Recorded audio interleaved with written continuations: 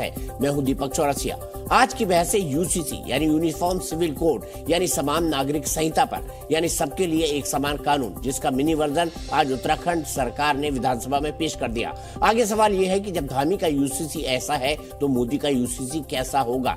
मोदी सरकार को भी पूरे देश में यूसीसी लाना ही है।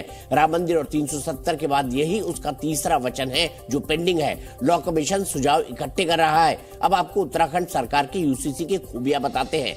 202 पन्नों का ये यूसीसी बिल 4 हिस्सों में बंटा हुआ है। पहला हिस्सा शादी और तलाक पर है, दूसरा उत्तराधिकार पर, तीसरा लिव इन रिलेशनशिप पर और चौथा कानूनी प्रावधानों पर है। पूरे बिल का सार ये है कि इन सारी चीजों में जो हिंदुओं के लिए जरूरी है वही मुसलमान और बाकी धर्मों के लिए भी जरूरी होगा। शादी से तलाक तक सबके लिए एक कानून होगा। हलाला इद्दत जैसी चीजों पर बैन होगा। जमीन जायदाद के बंटवारे के नियम भी एक जैसे होंगे।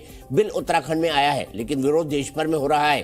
पहला आरोप तो वही पुराना है कि ये यूसीसी सिर्फ मुसलमानों को दबाने के लिए लाया जा रहा है, लेकिन विरोध में कई लॉजिक तो ऐसे हैं जिन्हें सुनकर आप समझ नहीं सकते कि कवि कहना क्या चाह रहा है। पहला लॉजिक ये है कि यूसीसी राज्य क्यों ला रहा है, केंद्र क्यों नहीं ला रहा। फिर ये भी कह रहे हैं कि यूसीसी लॉ ही क्यों ला रहा है। दूसरा लॉजिक ये है कि आजकल 4-4 शादियां करता ही कौन है। फिर ये भी कहा जाता है कि शरीयत में जो हुक्म मिला हुआ है उससे कोई कानून कैसे ढक सकता है। एक दावा यह है कि हमारे लिए बेटा बेटी दोनों बराबर है, लेकिन फिर यूसीसी में बेटे बेटी को समान उत्तराधिकार देने का विरोध भी किया जा रहा है। और फिर एक सियासी आरोप ये भी लगाए जा रहे हैं कि उत्तराखंड का यूसीसी तो सिर्फ एक ट्रेलर है। मोदी सरकार मैसेज दे रही है कि तीसरा टर्म मिलते ही असली यूसीसी भी लेकर आएंगे, यानी ये सब 24 की वोट पॉलिटिक्स है।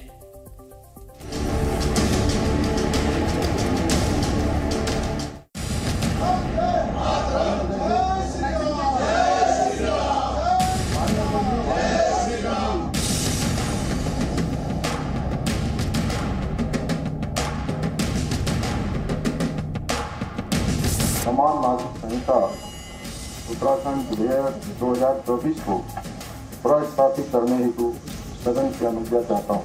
आपने प्रतीकात्मकता के लिए हमारे राज्य को इस्तेमाल किया। आपको लाना था यूनिफॉर्म सिविल कोड, अब सेंट्रल गवर्नमेंट लेकर के आती जो सारे देश के ऊपर लागू होता। क्या देश के युवा जी की बात होती है? समाज के सब वर्ग नहीं होते हैं? क्या देश की नारी की बात होती है? देश की सभी नारी नहीं होती है? कब तक टुकड़ों में सोचते रहोगे? कब तक समाज को बांटते रहोगे? नहीं होना चाहिए। इस बिल को वैसे ही कचरे के डिब्बे में डाल देना चाहिए। मुल्क में शरीयत एप्लीकेशन एक्ट 1937 ऑलरेडी एग्जिस्ट करता है। इस तरीके के यूनिफॉर्म सिविल कोड की ज़रूरत क्या पेश आ गई? देश हित में, राष्ट्र हित में, और ये जरूरी था। अल्पसंख्यकों के खिलाफ उन लोगों ने एक दबाव पैदा करने के लिए कानून ला रहे हैं। अब ये सब बीजेपी का देखिए, ये सब जुमलाबाजी है। अगर यूसीसी लाना है और क्या करना है वो पार्लियामेंट में लाते, विधानसभा में उस पर चर्चा करें।